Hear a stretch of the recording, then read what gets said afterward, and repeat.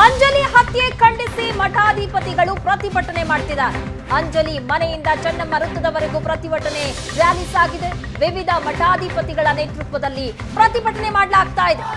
ಅಂಜಲಿ ಕುಟುಂಬಸ್ಥರು ಸೇರಿದಂತೆ ನೂರಾರು ಜನರು ಪ್ರತಿಭಟನೆಯಲ್ಲಿ ಭಾಗಿಯಾಗಿದ್ದಾರೆ.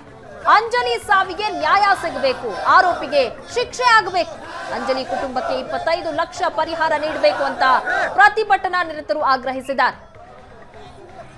ಇನ್ನು ಹುಬ್ಬಳ್ಳಿಯ ಅಂಜಲಿ ಹತ್ಯೆ ಖಂಡಿಸಿ ಹಲವೆಡೆ ಪ್ರತಿಭಟನೆ ಆಗ್ತಾ ಇದೆ. ರಾಮನಗರದಲ್ಲಿ ಸರ್ಕಾರದ ವಿರುದ್ಧ ಬಿಜೆಪಿ ಪ್ರತಿಭಟನೆ ಮಾಡ್ತಾ ಇದೆ.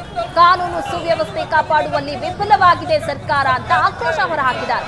ಬೆಳಗಾವಿ, ಚಿಕ್ಕೋಡಿ ಸೇರಿ ಹಲವೆಡೆ ಪ್ರತಿಭಟನೆಯ ಕಿಚ್ಚು ಹೆಚ್ಚಾಗಿದೆ. ದಿನೇ ದಿನೇ ಕೊಲೆ, ಅತ್ಯಾಚಾರ ಪ್ರಕರಣಗಳು ಹೆಚ್ಚಾಗ್ತಾ ಇವೆ. ಜನಸಾಮಾನ್ಯರಿಗೆ ರಕ್ಷಣೆ ಇಲ್ಲ ಅಂತ ಸರ್ಕಾರದ ವಿರುದ್ಧ ಕಿಡಿಕಾರಿದ್ದಾರೆ. ಹುಬ್ಬಳ್ಳಿ, ರಾಮನಗರ ಹಾಗೆ ಬೆಳಗಾವಿಯಲ್ಲಿ ಅಂಜಲಿ ಹತ್ಯೆಯನ್ನ ಖಂಡಿಸಿ ಪ್ರತಿಭಟನೆಯನ್ನ ಮಾಡಲಾಗ್ತಾ ಇದೆ.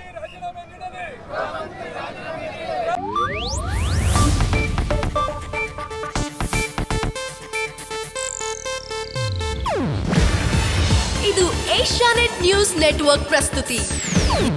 ನೀವು ನೋಡ್ತಿದ್ದೀರಾ ಏಷ್ಯಾನೆಟ್ ಸುವರ್ಣ ನ್ಯೂಸ್.